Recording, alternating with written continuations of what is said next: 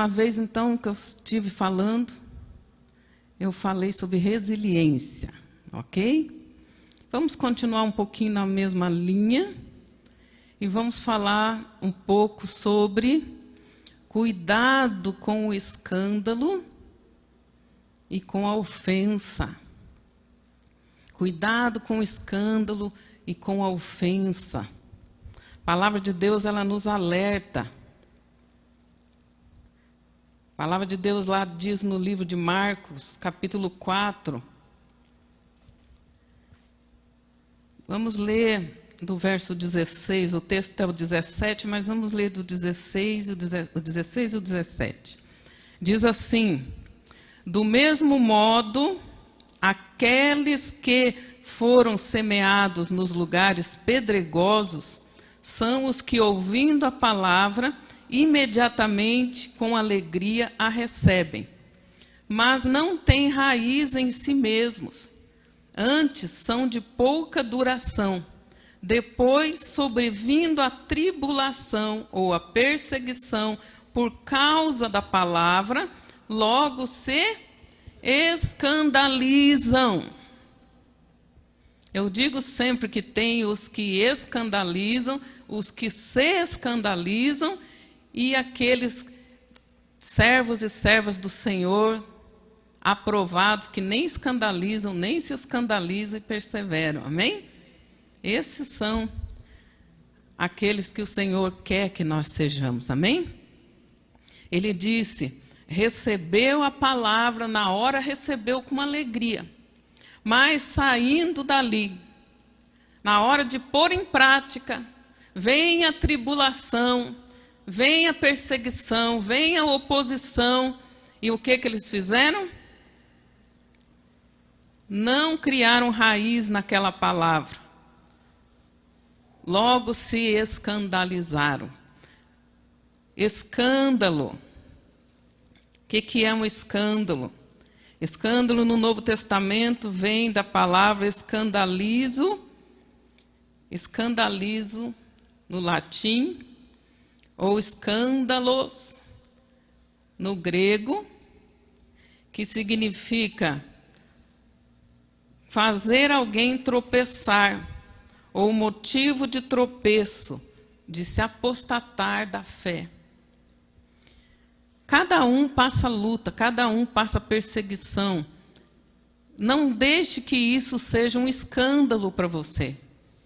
A pessoa escandalizada significa que ela tropeçou, ela caiu, porque ela se escandalizou com aquela situação ou com aquela pessoa, e ela diz assim: não pode.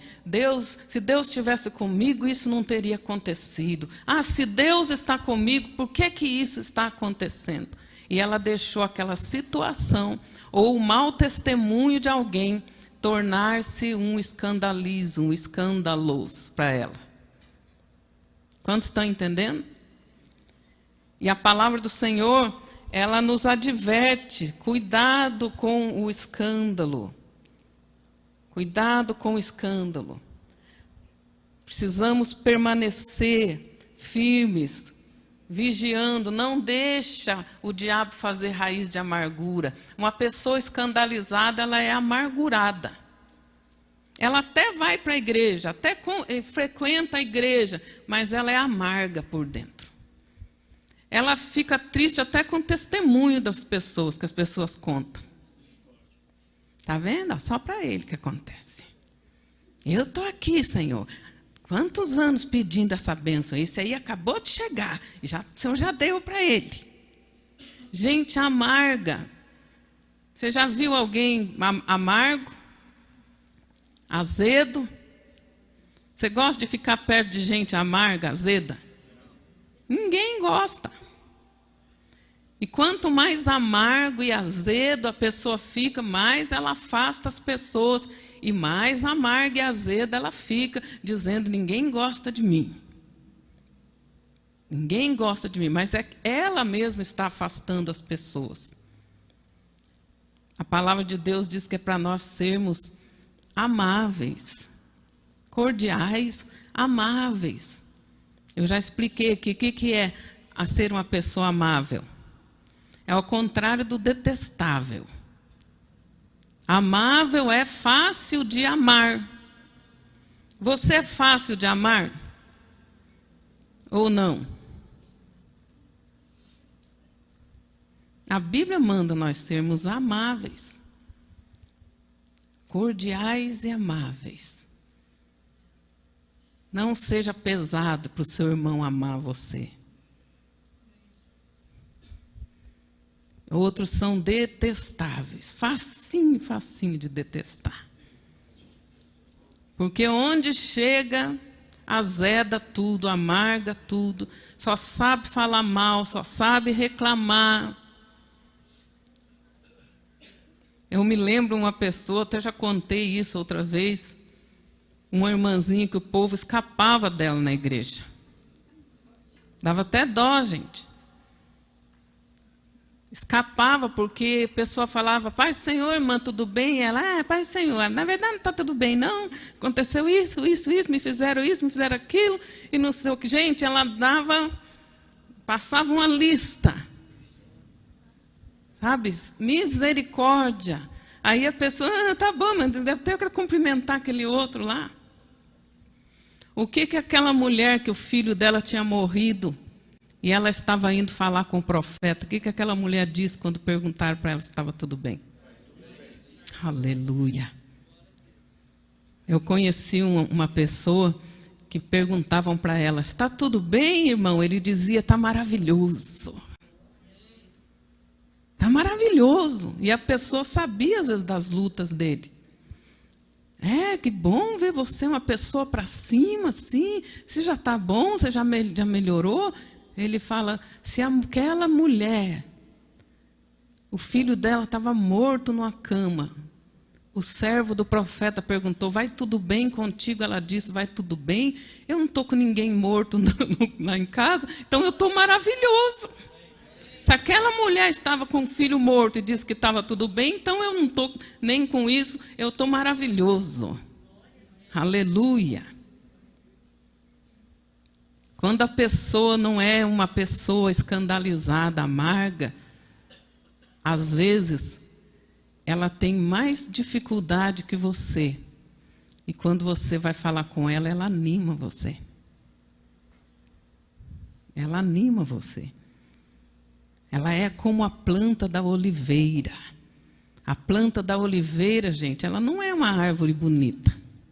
Suas raízes são todas torcidas, de tanta adversidade climática, de tanta coisa que ela já passou.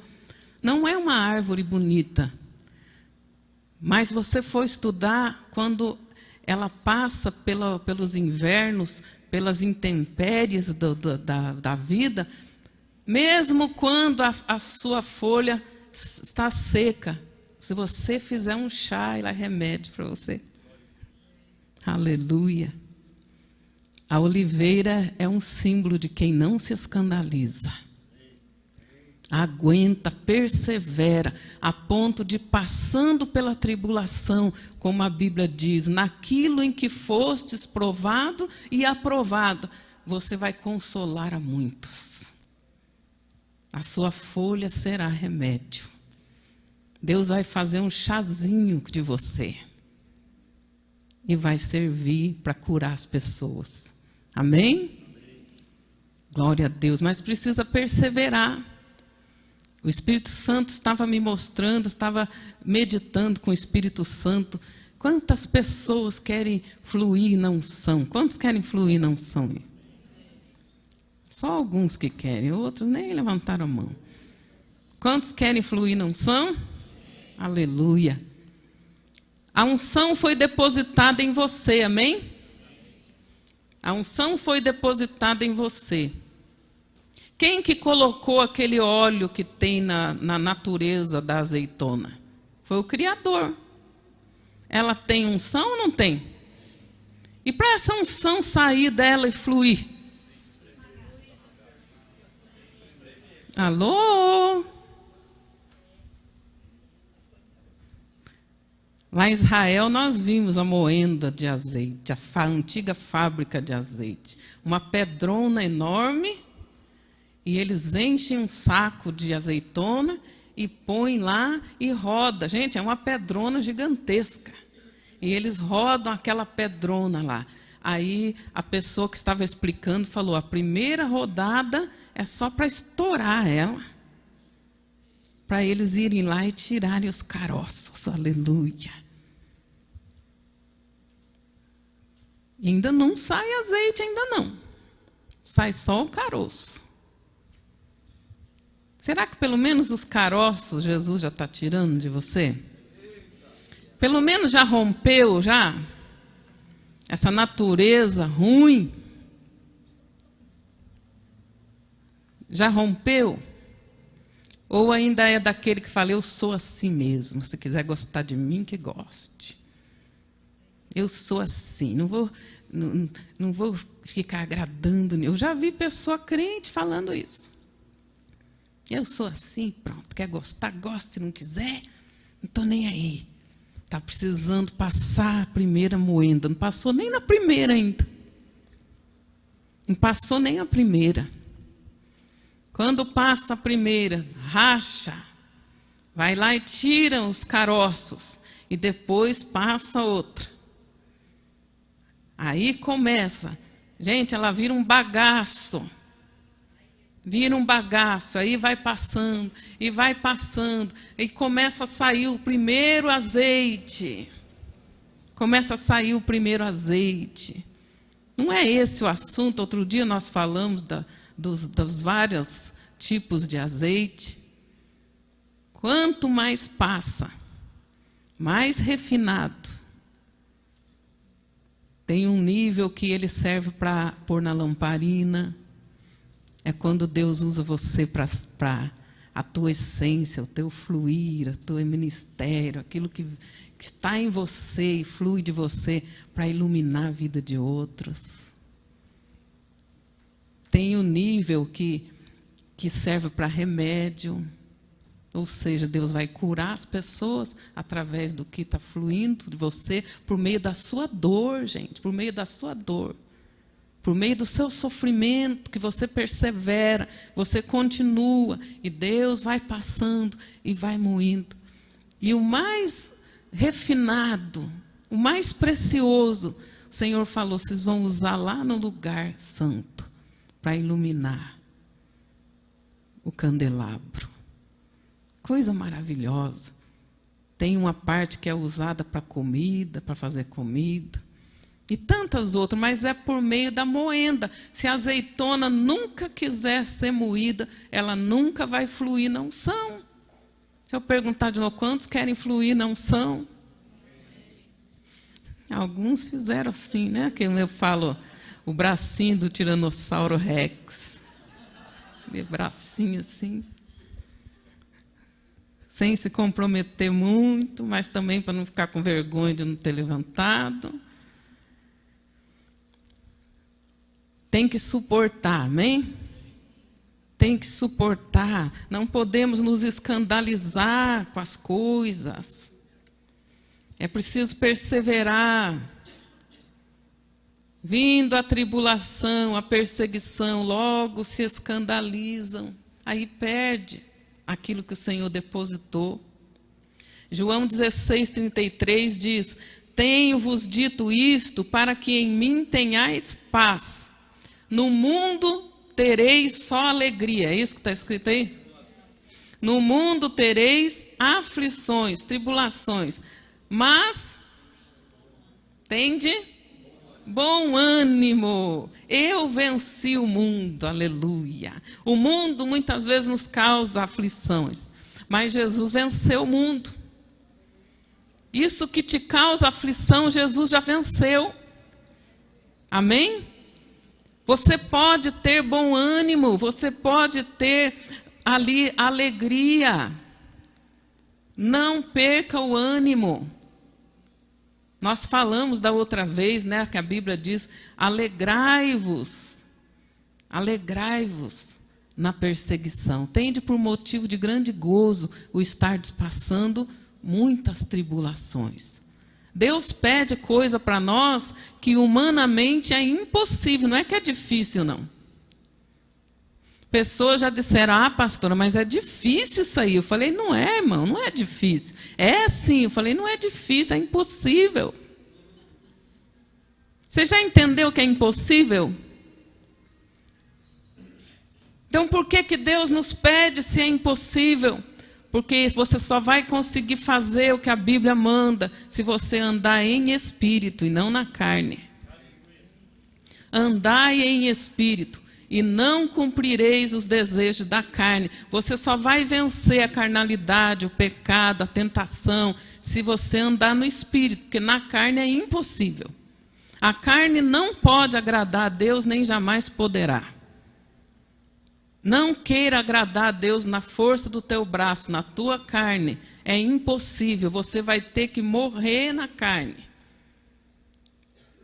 Viver uma vida ressurreta, novo homem, nova mulher.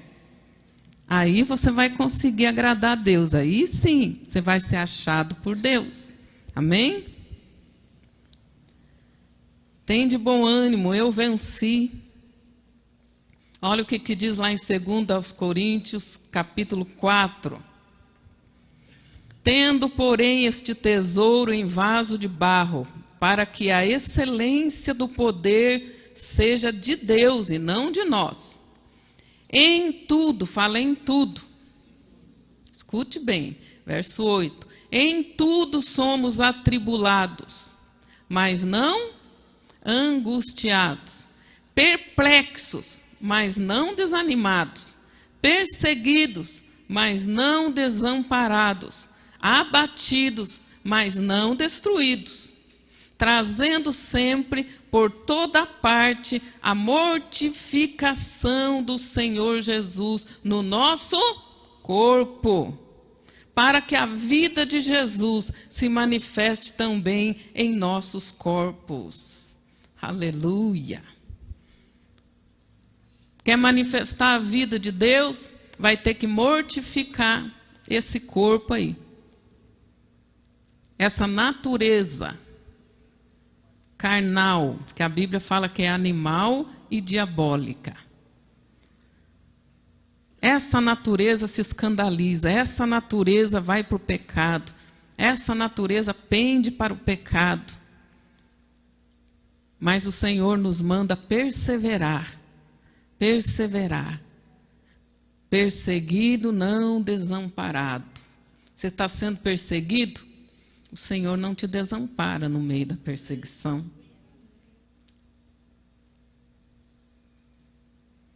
Em tudo atribulados, perplexos, mas não desanimados.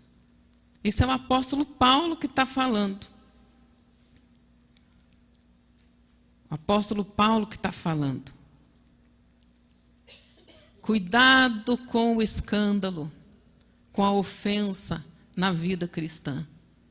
Aquela coisa que começa a oprimir você e dizer assim, o que está adiantando você servir a Deus? O que está adiantando você ir tanto para a igreja? O que está adiantando você ser um crente? Olha o que está acontecendo na sua vida. Olha isso que aconteceu, olha isso que estão falando de você. E a pessoa começa a ficar oprimida, começa a decair da graça de Deus. Ela já não vê mais o estar na igreja como uma honra. Ela já começa a olhar assim, o que está adiantando eu estar na igreja? Quantos estão entendendo? Começa a vir aquele sentimento, será que Deus está comigo mesmo? Será que Deus me escolheu mesmo? E começa a se ofender com tudo e com todos, até com Deus.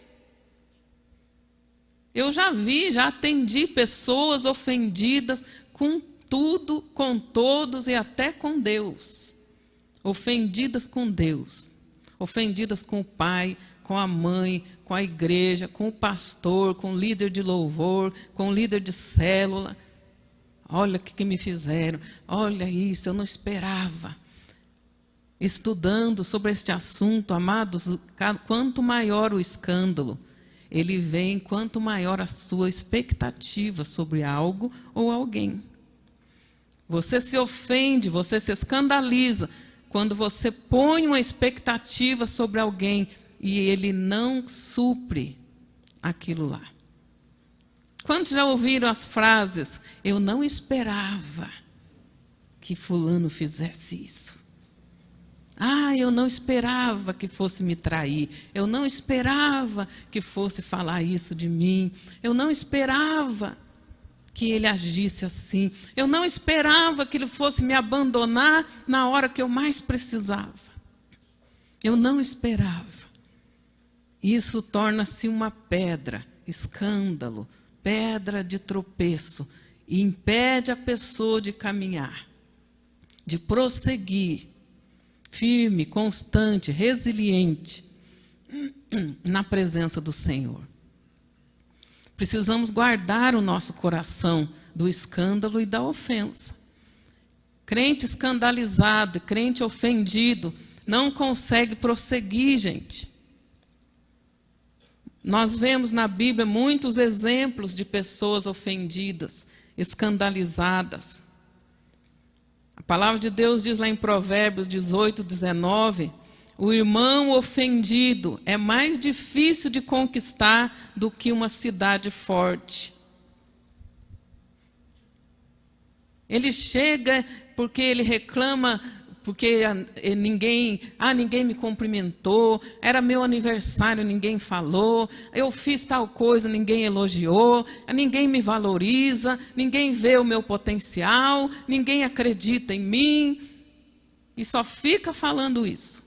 Eu sou sempre preterido, negligenciado, porque ele já está ofendido. Ele já está ofendido. E a pessoa ofendida, o que a Bíblia diz? É mais difícil de conquistar do que uma cidade armada. Você enfrentaria uma cidade armada? A Bíblia diz que o ofendido é mais difícil de conquistar do que uma cidade armada. Porque ele se arma contra tudo e contra todos. Se a pessoa chega e traz uma palavra para ele, ele já fica na defensiva. Se Deus fala e exorta no culto, ele já sai dizendo, falou para pegar em mim, falou para me atingir. Alguém contou. Alguém contou. Você nunca viu essas coisas? Misericórdia. Quantas pessoas se ofendem, se escandalizam com as suas lutas e se escandalizam com as lutas do outro, julgando que se ele está passando por aquilo, Deus não está com ele. É aquelas pessoas que costumam ver a vida pelas lentes das circunstâncias. Pelas lentes das circunstâncias. Vocês já viram aqueles óculos que a pessoa põe e enxerga tudo daquela cor?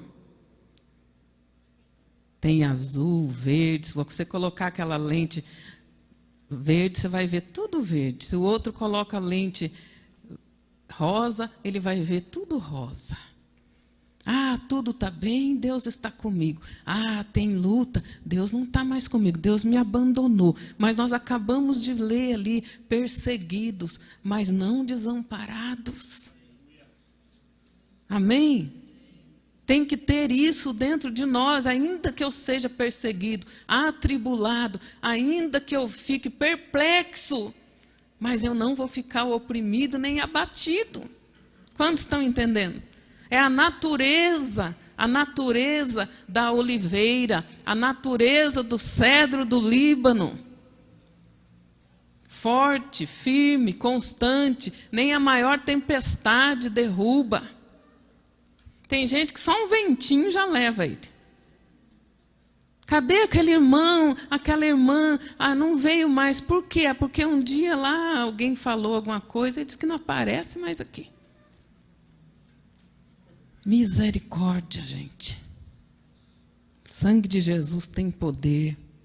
Olha o que o apóstolo Paulo passou. Gálatas 4, 17. Aliás, Gálatas 4, 13 e 14. Vamos ver esse. E vós sabeis que vos preguei o evangelho a primeira vez por causa de uma enfermidade física. Posto que a minha enfermidade na carne vos foi uma tentação, contudo, não me revelastes desprezo nem desgosto. Antes me recebestes como anjo de Deus, como o próprio Cristo Jesus. Quantos sabem do que ele está falando aqui? Vamos receber o grande pregador, o grande apóstolo Paulo. Ele viu a glória do Senhor. O apóstolo Paulo, que era perseguidor da igreja, agora é um edificador da igreja. Vamos recebê-lo. E ele diz que a primeira vez que ele foi ministrar para os Gálatas, ele estava em plena crise de uma doença dele. Quantos sabem qual doença que era? Era uma doença nos olhos, estudando isso aqui. Quando atacava aquela doença nos olhos dele, era difícil até de olhar, diz os historiadores. Inchava, ficava horrível, saía pus. Era horrível de olhar.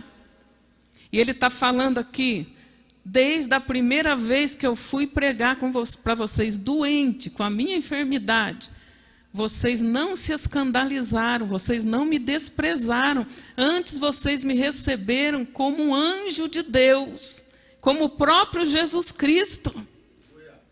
Aleluia! Olha, isso é gente que não se escandaliza, que não usa a lente das circunstâncias na vida cristã, que vê as coisas além das circunstâncias.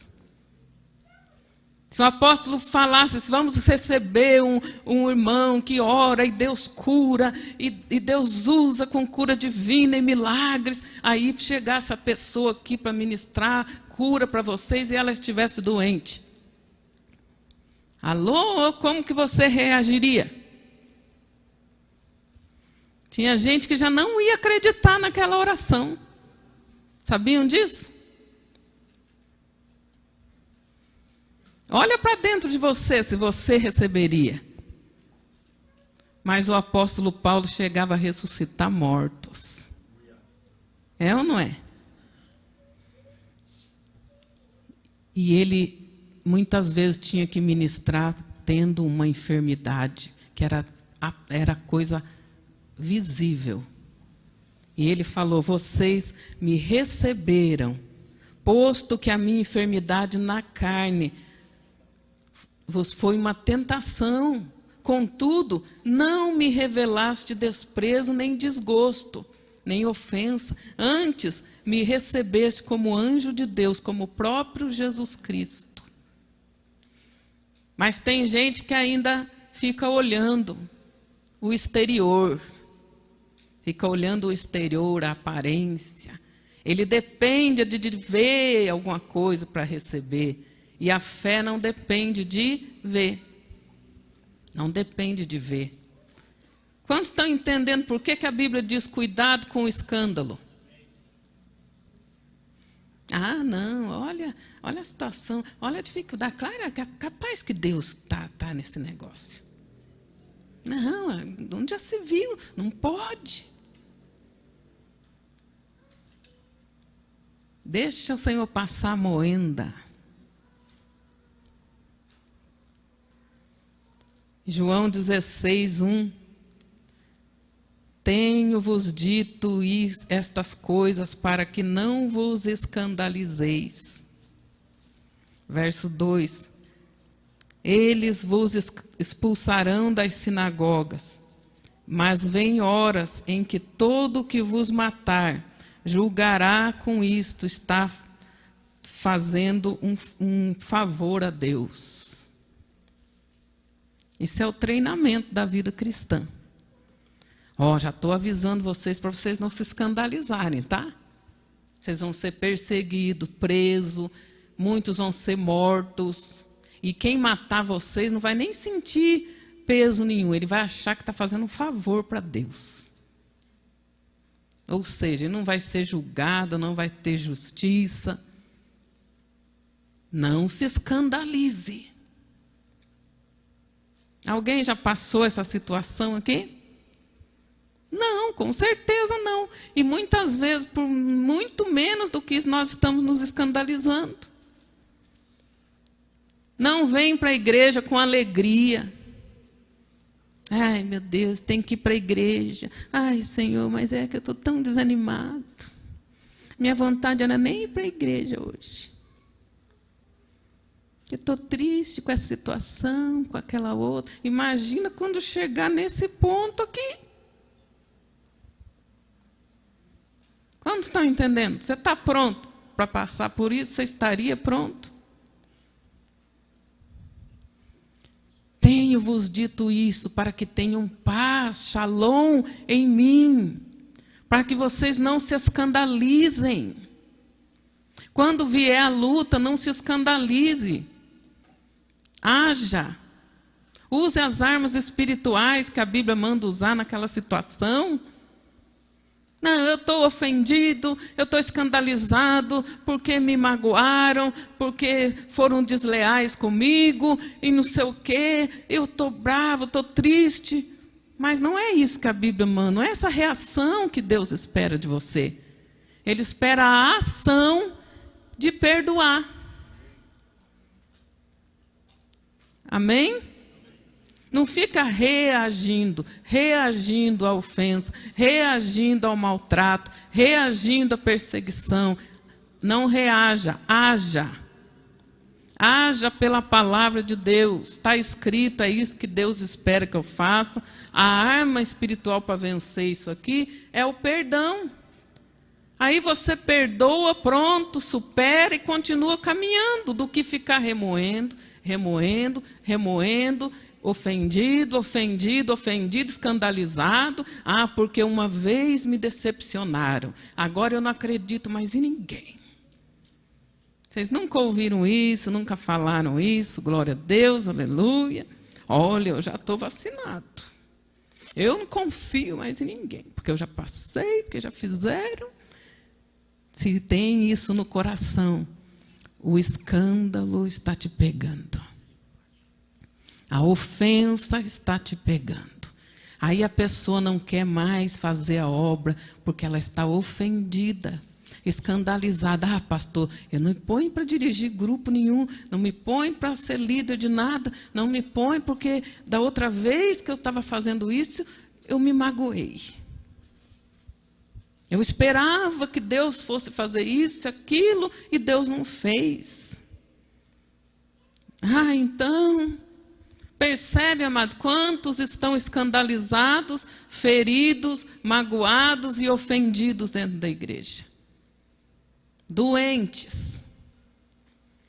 E precisa ser curado para servir, amém? Esses tempos mesmo, nós tivemos uma ministração aqui. Jesus curou a sogra do Pedro. Aí ela levantou e foi servir. Lembram disso? Porque doentão lá, é tal, magoado, indisposto, ó céus, ó vida. Quem que vai conseguir fazer a obra do Senhor assim? Sendo que a palavra de Deus diz, sede firme, constante, sempre abundantes na obra do Senhor.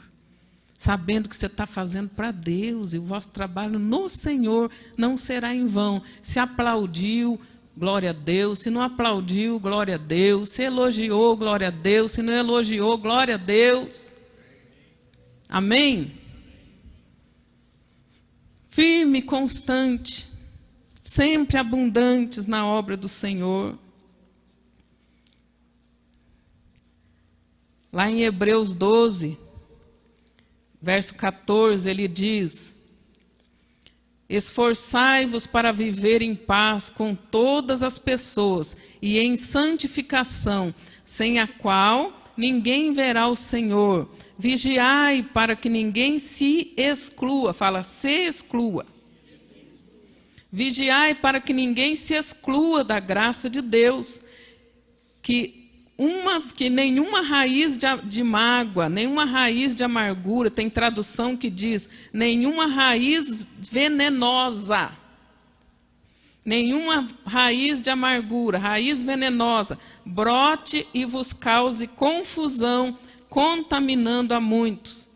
Que não se abrigue entre vós nenhum imoral ou profano, como Esaú, o qual por uma refeição desejada vendeu todos os seus direitos de herança como filho mais velho. Quantas pessoas se amarguram, ficam ofendidos pela luta, pela perseguição, pela prova, e já vendem a sua primogenitura. Pastor, não quero mais não, estou entregando aqui meu cargo. Mas o que houve, irmão? Não, porque eu estou chateado, estou bravo, estou triste, me decepcionei. Olha o Esaú vendendo a primogenitura por um prato de lentilha. Ofendido.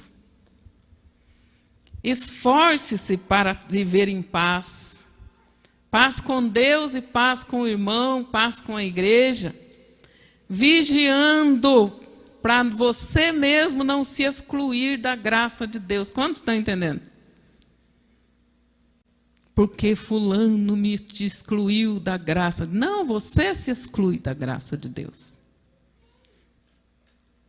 Como? Quando deixa brotar, é uma raiz, a raiz venenosa dentro do coração.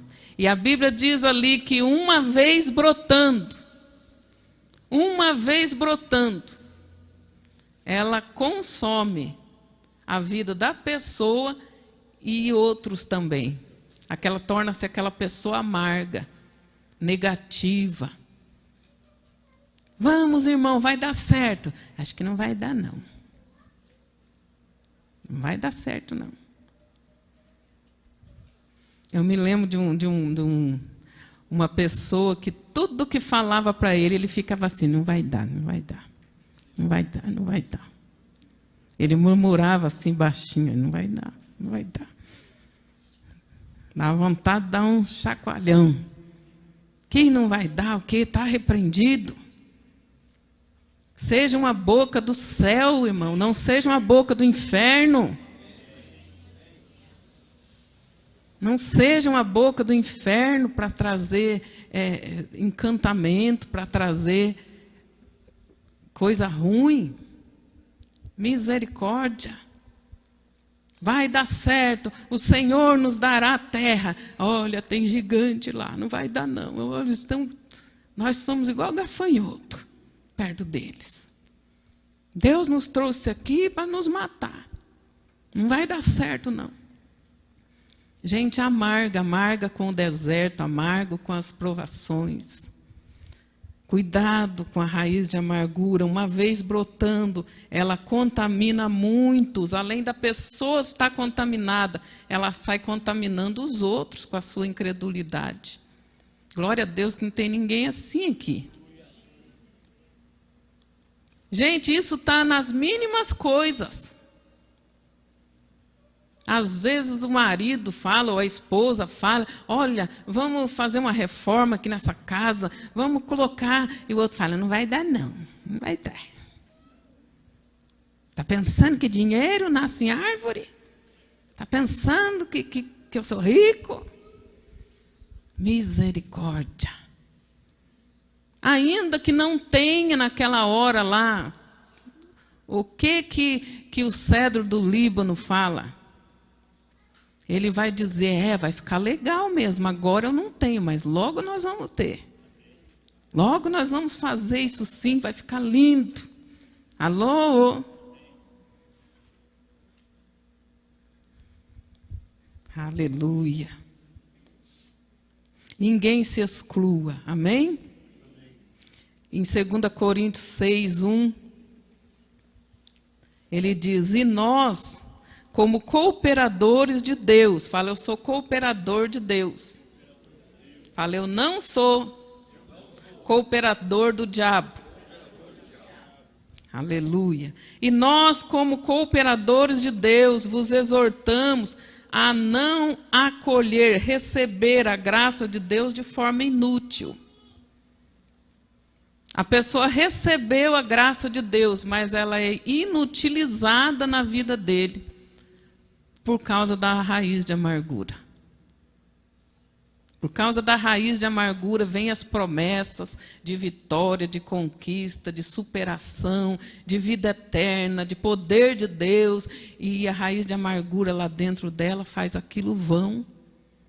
Ela não recebe, ela fala, comigo não funciona. Nós estávamos voltando de uma viagem lá da Colômbia, onde nós vimos a plenitude da multiplicação, da frutificação. E encontramos um irmão no avião. Onde vocês estavam? Estava em tal lugar. Eu ouvi falar que está acontecendo isso lá. E está mesmo? Nós falamos, sim, é bem assim mesmo. Que bom, né? Que legal. Mas pena que em Curitiba não funciona. Aqui no Sul não funciona. Porque aqui no Sul, aqui em Curitiba, há uma frieza no coração. Eu fiquei olhando, a frieza está no coração dos líderes que falam isso. Estruturas, gente. Eu já tentei uma vez aplicar, fazer casa de paz, aí depois não deu certo. Mas aí eu parei. Olha quanta ofensa dentro da igreja. Quanto escândalo. Fez uma vez, não deu certo, aí já para. Faz de novo, e faz de novo, e faz de novo, e faz de novo, e faça para o Senhor.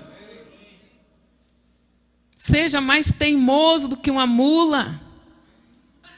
Senão você não vai conseguir.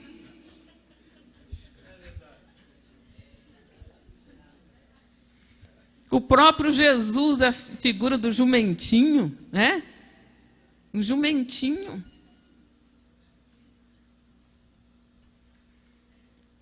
Eu estava explicando, a gente compartilha a palavra com tanta gente, que eu nem sei com quem que eu compartilhei essa semana, mas eu falei disso essa semana. Cada tribo tinha o seu estandarte, a sua pedra, a sua cor. Por exemplo, Judá, a pedra era azul, o estandarte era um leão, mas tinha outro que o estandarte dele era um jumentinho. Era um jumentinho. Se fosse para você escolher levantar um estandarte que te representa, você ia escolher levantar o estandarte do leão ou do jumento? Alô? E eles levantavam o estandarte do jumentinho com toda alegria, orgulho. Jesus simbolizava aquele jumentinho lá. Aleluia. Cada tribo, a sua característica, cada tribo era provada e aprovada naquilo que era o seu chamado. Tinha uma tribo que o estandarte deles era uma serpente, gente. E tinha que levantar. Eu sonhei com serpente, é coisa ruim. Nem sempre. Depende, tem que analisar, tem que ser profético para discernir. A tribo de Dan, uma serpente, a tribo dos juízes. Tribo dos juízes. E eles levantavam aquilo com alegria, não ficava olhando, eu não queria levantar isso aqui, não. Eu queria aquele estandarte lá. Jumentinho, ai que vergonha. Eu quero levantar o do leão. Se eu levantar o estandarte da serpente, vão pensar que eu sou bicho ruim. Se eu levantar o do jumento, vão pensar que eu sou burro. Não importa. Quantas pessoas se ofendem porque vê Deus agindo e usando a vida do outro, e ele dizia, por que usa o outro? Por que abençoa o outro? O ministério do outro, e eu não. Ainda bem que aqui nunca ninguém pensou isso, nunca ninguém ficou se comparando. Eu me esforço tanto, o outro lá nem se esforça como eu e já alcançou. A ofensa vem também por causa dessas comparações. Ficar se comparando. Eu me esforço tanto, agora manda eu levantar estandarte de jumento. E o outro lá do leão. Ai, não quero. Ai, eu não gosto. Não aceita a sua identidade. Não aceita. Era tudo de Deus. Amém? Cada um com o seu propósito. Cada um com a sua função. Quando nós queremos reconhecer o Senhor como Jeová Nissi, o Senhor é a minha bandeira. Amém? O Senhor é a minha bandeira. Você tem que saber qual que é a sua bandeira. E embora ela não seja igual à bandeira do outro, levantá-la com alegria. Amém? Senão vai entrar ofensa no seu coração. Vai ficar se comparando. Por que Deus abençoou aquele outro lá e não está me abençoando? Por que Deus deu aquilo lá para o outro e não deu para mim? Por quê? A Bíblia tem muitos exemplos de gente que se ofendeu com Deus. O povo de Israel lá no deserto ficaram amargos e murmuravam de tudo. Quantos lembram o que aconteceu com eles? Morreram no deserto, conforme a própria palavra que saiu da boca deles. Até o profeta Elias na caverna pediu a morte. Profeta da categoria do Elias. Gente, o homem nem experimentou a morte, Deus o levou. Nem experimentou a morte. E chegou um momento que quase que entrou o escândalo no coração dele. Se o Elias fosse ao médico, gente, e falasse os sintomas que ele estava sentindo, eles iam dar antidepressivo para ele. Todos os profetas morreram, só eu sobrei. Eu não sou diferente dos meus pais. Leva-me, Senhor. É interessante que a maioria dos profetas eram melancólicos. A maioria eram melancólicos. O Jonas também, quantos lembram? O Jonas também pediu a morte. Se sentiu ofendido, porque ele esperava que depois que ele entregasse a profecia, Deus ia mandar fogo e matar os ninivitas. Porque ele achava que os ninivitas mereciam morrer, e mereciam mesmo. Mereciam morrer. Eu já contei aqui, estudando, o que os ninivitas fizeram com os parentes, com os antepassados deles. Eles cortavam a cabeça, gente, e faziam um jogo como se fosse de boliche com a cabeça dos profetas. E dos chefes de Israel. Então ele tinha uma raiva. Presta atenção, se alguém fizesse isso com tua família, com teus antepassados, aí Deus falasse para você, vai lá e prega para eles, porque senão, se eles não se converterem, eu vou matá-los. O que você ia querer lá dentro de você? Demorou, Senhor. Mata logo esse povo, gente ruim. Faz logo a vingança. Deus mandou ele ir lá e pregar para eles se arrependerem, para não serem destruídos. Quantos lembram o que o Jonas fez? Ele foi, tá bom, Senhor, deixa eu correr lá. Foi isso?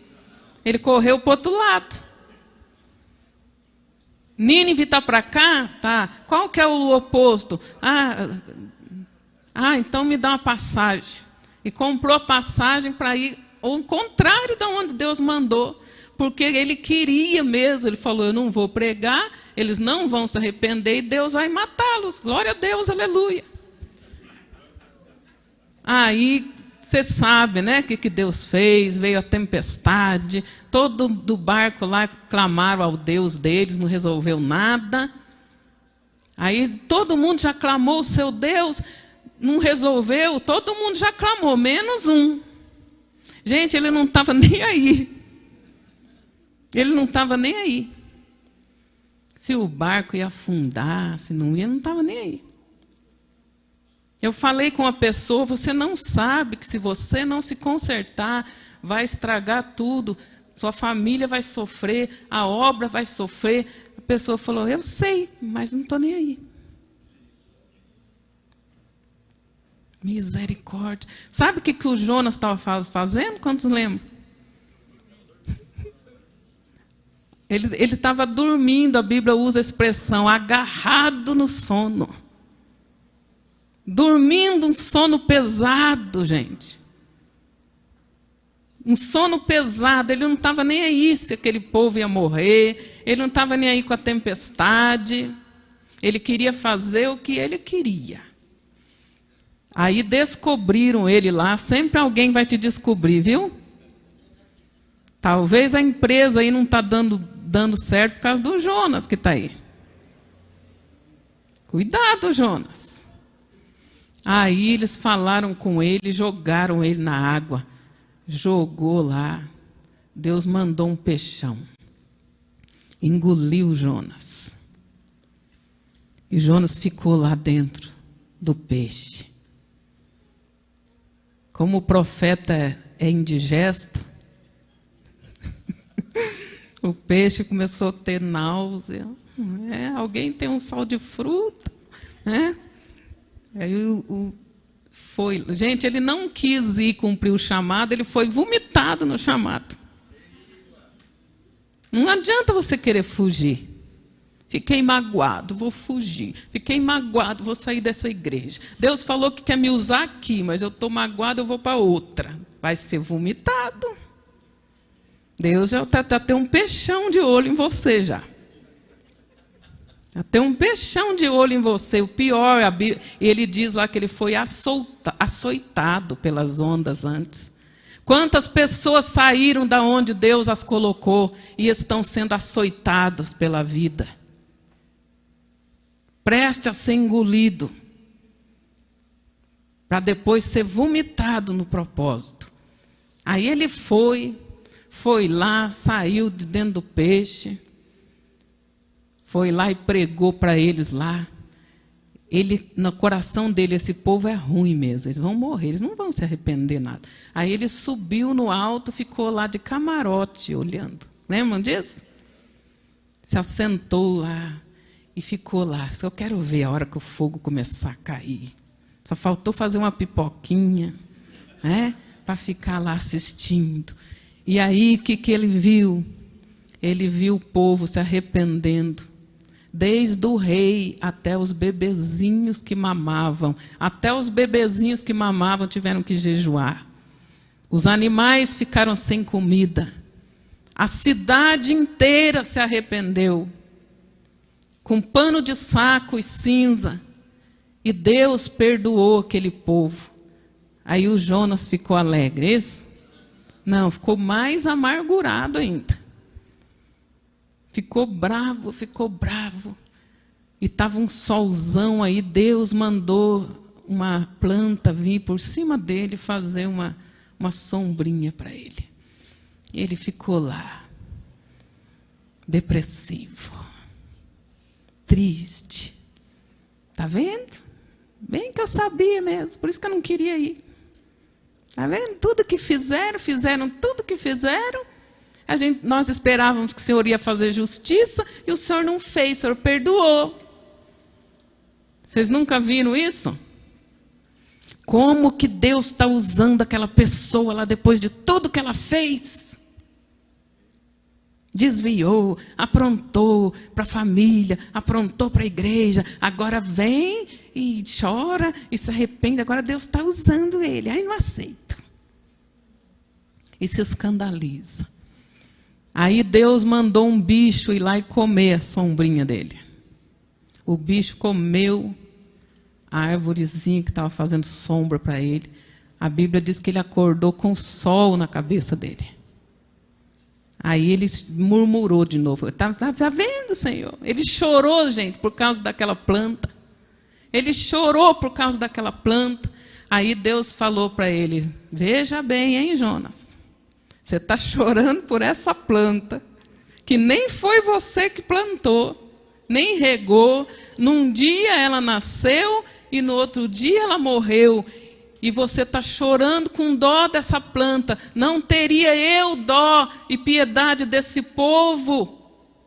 Desse povo que não sabe discernir entre a sua mão direita e a esquerda, que se arrependeram e oraram a mim, Jonas.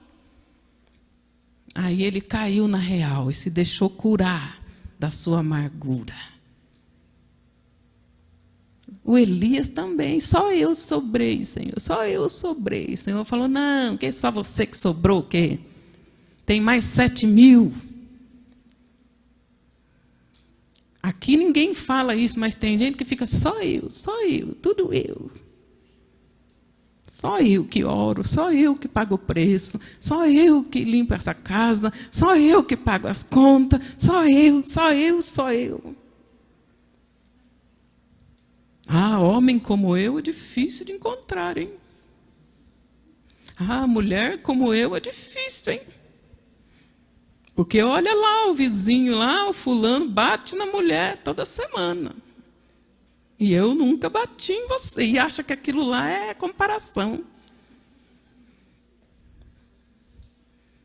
Misericórdia.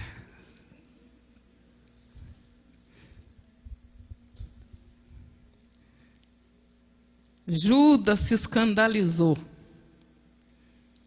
O Judas, quando ele viu que não era bem aquilo que ele estava pensando, o ministério, ele se escandalizou.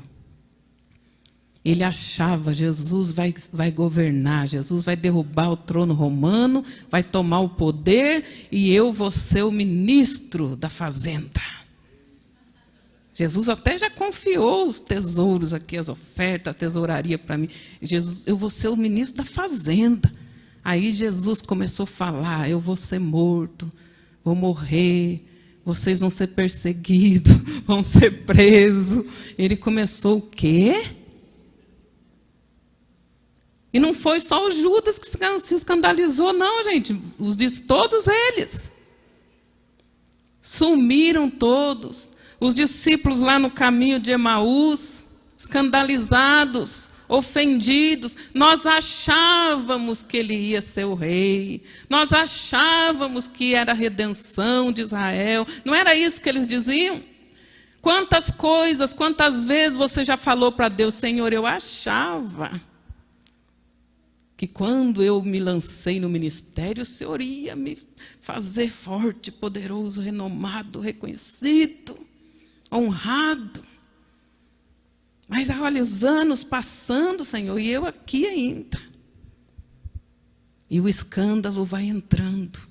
O Judas ficou tão escandalizado que ele falou, eu vou dar um jeitinho de garantir o meu.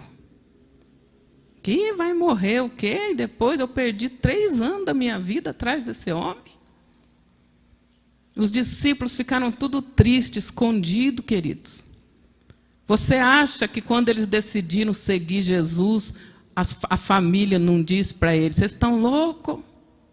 Vocês vão largar tudo para seguir esse homem? Não, ele vai ser o rei dos reis, ele é o filho de Davi. E aí, de repente, Jesus falou, essa é a nossa última refeição. Nossa última refeição. Depois eu vou ser entregue na mão dos pecadores. E vocês vão começar a ser perseguidos.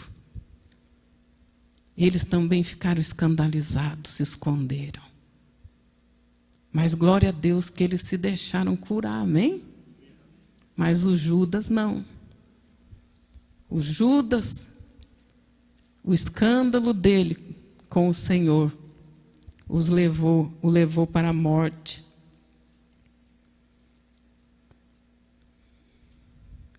Para concluir, vamos ler um texto aqui sobre o João Batista. Mateus capítulo 11. Havendo, pois, terminado de instruir seus 12 discípulos, partiu Jesus dali para ensinar e pregar nas cidades da Galileia. Assim que no cárcere, no cárcere, João ouviu falar sobre o que Cristo estava realizando. enviou 2 dos seus discípulos para lhe perguntarem: és tu aquele que haveria de vir, ou devemos aguardar outro? Jesus respondendo, disse-lhes: ide e contai a João o que estáis ouvindo e vendo. Os cegos enxergam, os mancos caminham, os leprosos são purificados, os surdos ouvem, os mortos são ressuscitados, e as boas novas estão sendo pregadas aos pobres. E abençoado é aquele que não se escandaliza por minha causa. O João estava começando a se ofender.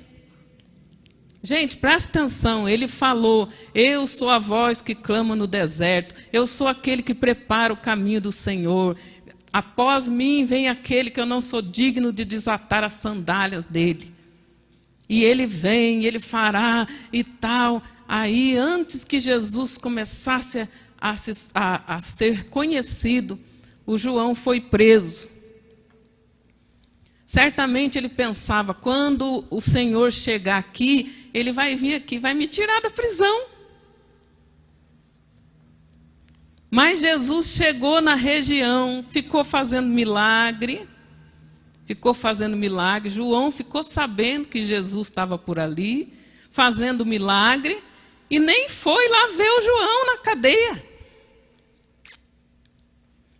Aí o João começou a ficar triste. Falou para os discípulos dele: vão lá perguntar lá para ele se é ele mesmo que haveria de vir, ou nós temos que esperar outro. Sabe o que ele estava dizendo? Se é você mesmo aquele que eu tenho anunciado, por que não vem aqui fazer alguma coisa por mim? O Senhor está aqui na região e nem veio me ver, eu estou preso por causa do teu reino.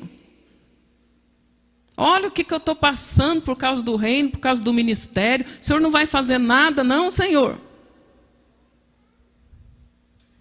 Aí Jesus falou: voltem lá, digam para ele, né? Tudo isso que nós vimos aqui, e digam para ele também: bem-aventurado aqueles que não se escandalizam em mim.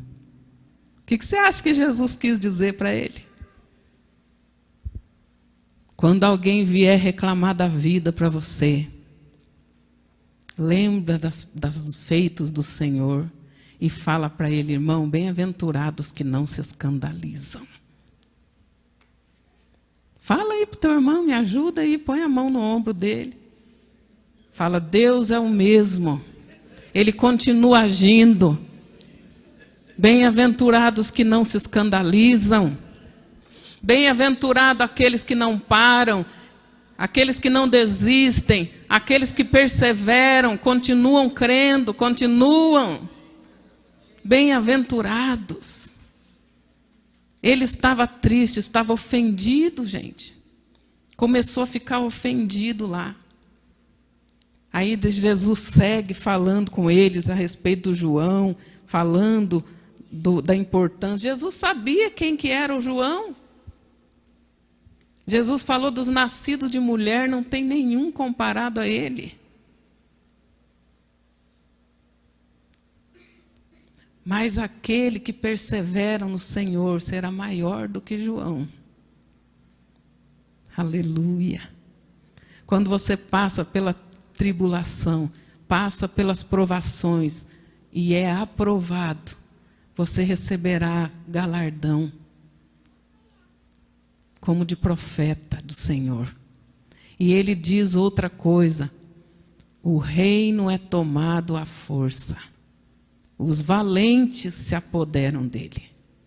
Amém? Os valentes não são os que retrocedem, não são os que desistem, não são os que se escandalizam e ficam ofendidos pelas coisas que Deus permitiu eles passarem no ministério. Preocupados: Senhor, o Senhor tem que fazer alguma coisa por mim, porque o que vão pensar de mim se eu continuar passando essa luta? E fica escandalizado. A Bíblia diz que o Paulo também quase se escandalizou. Ele falou 3 vezes: eu orei para Deus me curar. Ele falou.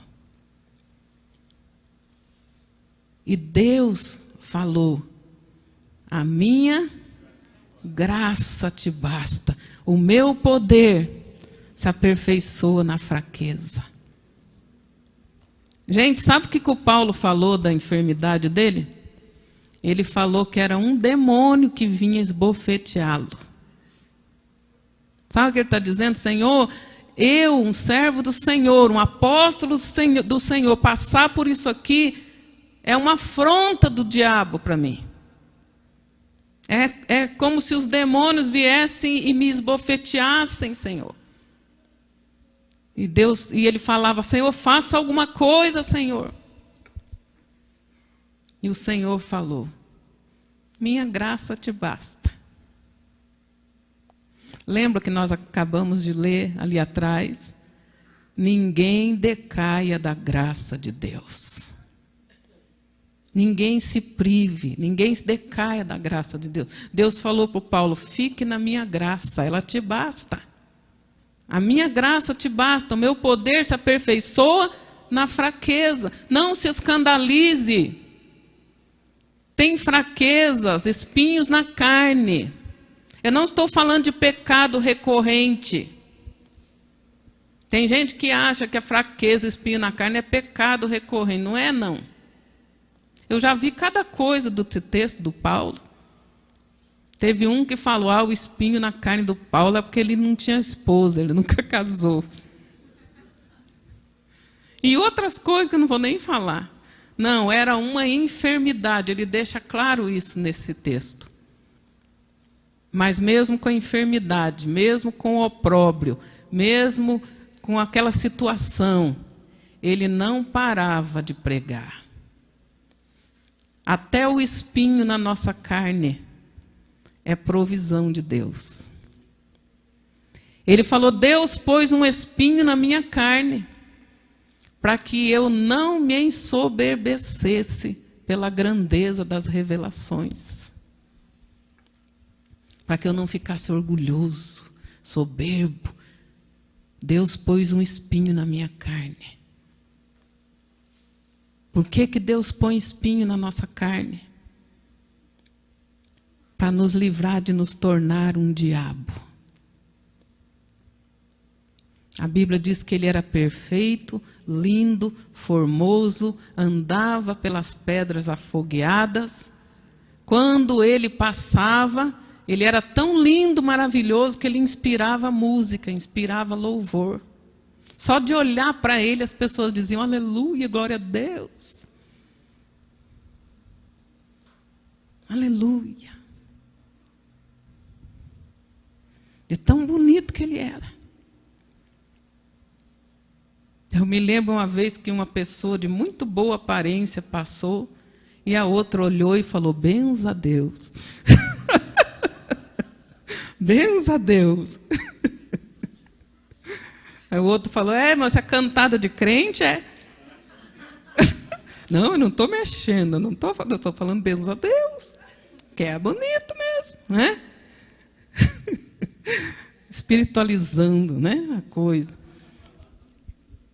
Perfeito eras, formoso, quando passava, inspirava o universo a louvar.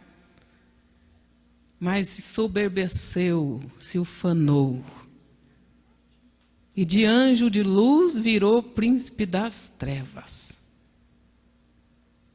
De puro, lindo, maravilhoso, tornou-se espírito imundo. Então, se Deus põe um espinho na tua carne, é para te livrar do mesmo fim que teve Satanás. Para você lembrar que a grandeza é de Deus. Ele pôs a sua glória num vaso de barro. Num vaso de barro. Para que a glória fosse dele, não nossa. Sabe o que isso significa? Deus vai usar muito você naquilo que ele te deu. Nos talentos, nos dons que ele te deu. Mas ele vai dar um jeitinho de você saber que a glória é dele. Ele vai dar um jeitinho de você saber. E você não se ensoberbecer. E de você ir com humildade na presença do Senhor. Hoje é dia de arrancar essa raiz de amargura. Essa raiz venenosa, como diz algumas traduções. Como que você tem sido? Onde você está, tem sido um ambiente de graça ou de desgraça? Um ambiente de paz ou um ambiente de turbulência? Hoje pode mudar isso. Amém? Esforce-se para viver em paz. Lute pela paz. Não decaia da graça de Deus.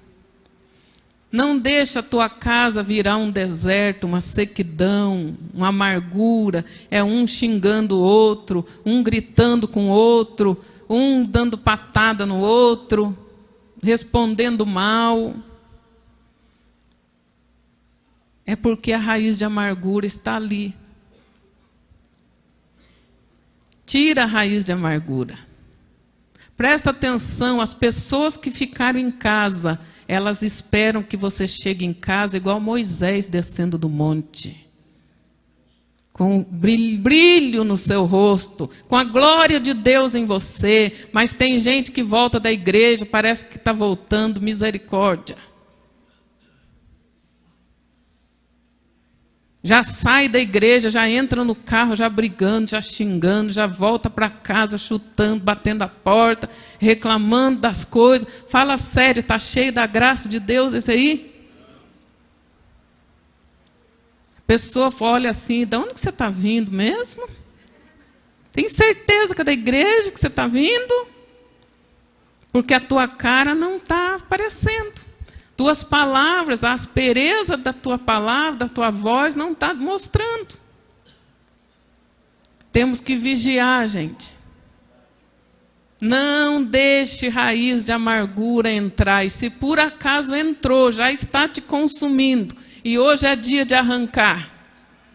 Hoje é dia de arrancar essa raiz de amargura. Pedir perdão para Deus pelas ofensas. Fala para Deus, Senhor, eu estou ofendido, Senhor. Eu fiquei triste porque eu não esperava que o Senhor fosse me deixar chegar nesse ponto que eu cheguei. Eu achava que o Senhor ia fazer um milagre aí, usar isso, aquilo, aquele, e não ia deixar eu ficar nessa situação. Mas olha a situação que eu estou, e eu acho que eu não merecia passar, Senhor. Hoje é dia de tirar essa ofensa do coração, para que você possa viver a plenitude da graça. A minha graça te basta. No outro texto ele diz, a graça do Senhor proverá todas as coisas que você precisa. Persevere na graça de Deus. Deus vai te ajudar a superar. Mesmo passando opróbrio. Mesmo passando opróbrio. Eu já ministrei dessa forma a pessoas que disseram, mas para você é fácil, né, pastora, passar? Vocês não têm luta? Dá tudo certo? Eu falo, oh, Senhor, sabe de nada. Não sei. Todo domingo nós chegamos na igreja e nós temos que deixar o Gabriel lá no escritório. Vocês sabem, é um autista. Ele não aguenta toda essas informações no sensorial dele. Como que você acha que a alma fica?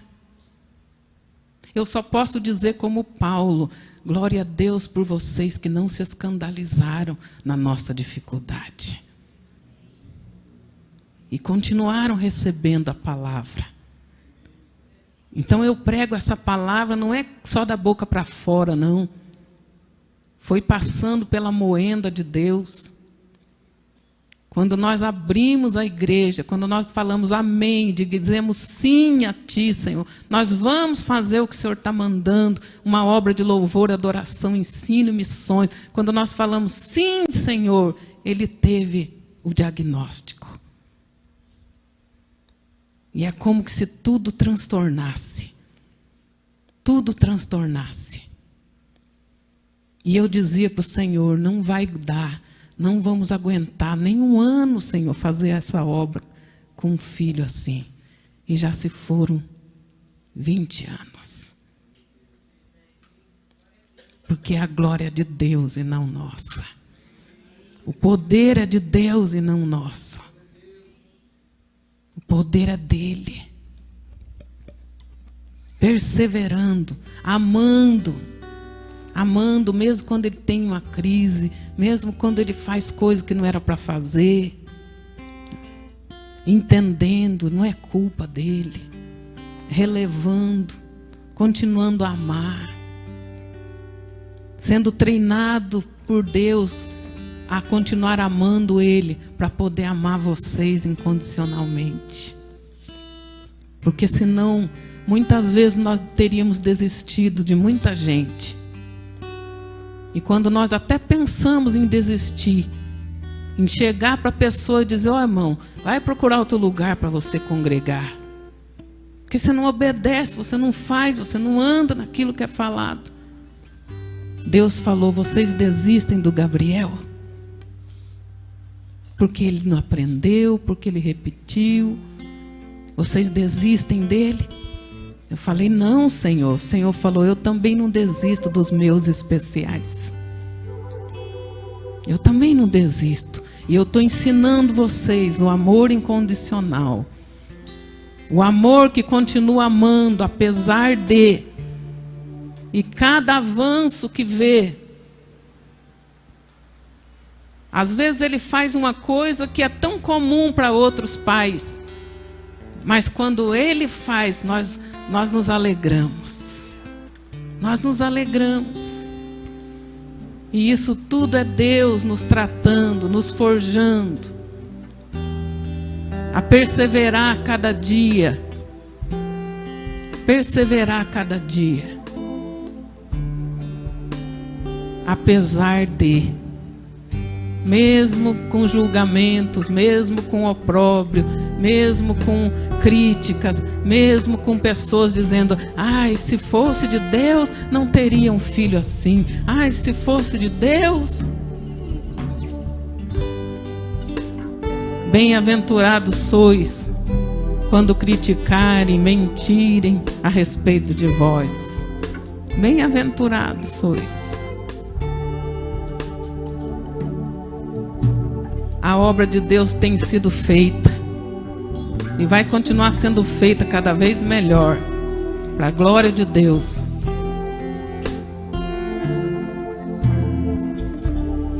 E um dia, lá no céu, na galeria dos heróis da fé, estará escrito, assim como estava escrito a respeito dos heróis da fé, que perseveraram e não desistiram. Vai estar escrito, apóstolo Glauro, que fez a obra, que foi ordenado a fazer, apesar de ter um filho especial. Fez apesar de muitas vezes não poder fazer no tempo e na hora que deveria ser feito, por ter que atender a necessidade do filho. Mas fez. Perseverou. O que vai estar escrito de você? Vai estar escrito que você jogou a toalha? Vai estar escrito que você largou? Vai estar escrito que você abandonou? O que vai estar escrito de você? Você honrou a sua fé apesar de, servindo a Deus pelo que Ele é, não pelo que Ele pode fazer.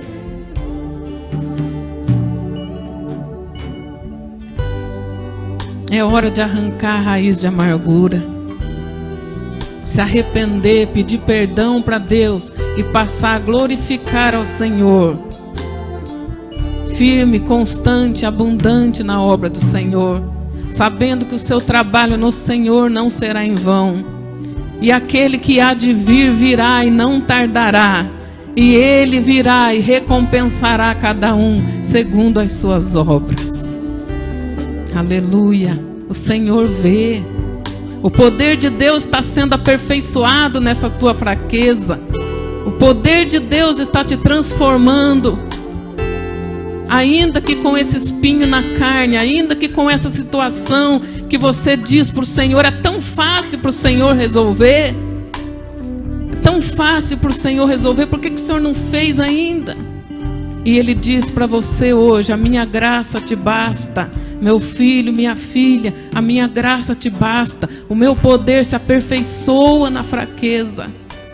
Persevere até o fim. Apesar disso, persevere. Deixa o Senhor usar isso para te promover. Deixa o Senhor usar isso para tirar o puro azeite de você.